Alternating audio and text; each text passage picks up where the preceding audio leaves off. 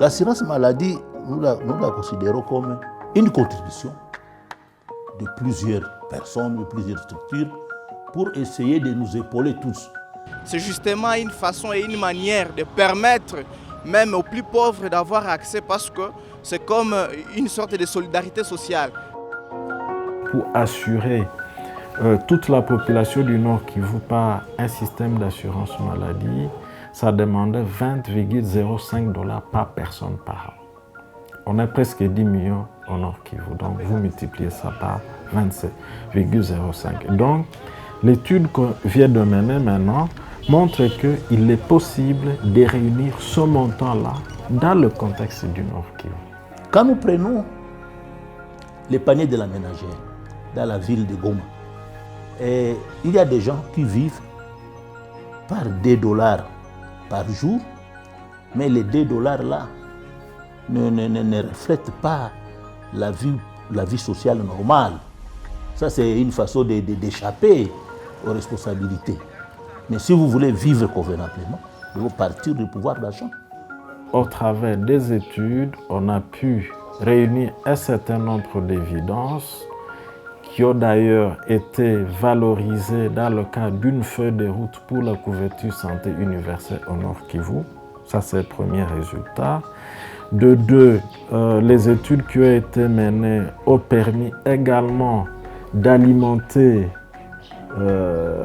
en tout cas la réflexion qui a été menée au niveau national à Kinshasa, parce qu'en février de 2020, il avait été organisé une conférence internationale de la RDC pour la couverture santé universelle qui était coprésidée par la RDC et le directeur général de l'OMS. Et au cours de cet atelier-là, nous avons amené toutes les évidences trouvées au Nord Kivu pour en tout cas alimenter cette conférence, et en même temps on a aussi alimenté le processus d'élaboration du plan stratégique de la RDC pour la couverture santé universelle à RDC. Jo susi yetu sisi sote na edaye gouvernement yetu na société civile tungeliungana ili tuone namna gani population yetu kwa nyakati hizi za sasa population iaccede kudawa kisi inayofaa. Tajikuta mtu anasema hata na kupata hiyo paracetamol inakuwa shida, kupata hata Bactrim inakuwa shida. Donc c'est un système qui est très important et je vous dirais attendu par la population. La population est en train d'attendre. Nous, au niveau des travailleurs, il y a une forte mobilisation.